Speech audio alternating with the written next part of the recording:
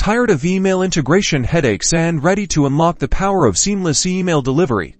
Getting your Sendgrid API key is your first step. First, if you don't already have one, you'll need a Sendgrid account. Head over to Sendgrid and click the Sign Up button to create your free account. Once you're logged in, you'll be greeted by the Sendgrid dashboard. Navigate to the Email API section, usually found on the left-hand menu or a similar navigation bar. Under the Email API section, locate and click on the API Keys option. This will take you to the API Keys management page. Now, click the Create API Key button. You'll typically find this at the top right or center of the page. You'll be prompted to give your API key a descriptive name. This helps you keep track of different keys if you're using them for various projects. Choose the API key permission, such as restricted access or full access for ease of use, especially during learning. Full access is often selected, however. Consider the security implications if deploying to a live environment, and limit permissions where possible. Once you've configured your API key and hit the Create button,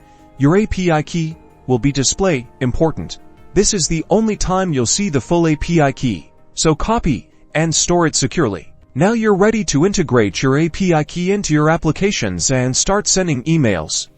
Remember to keep your API key secure and never commit it directly to your code repository. And that's it. You've got your Sendgrid API key.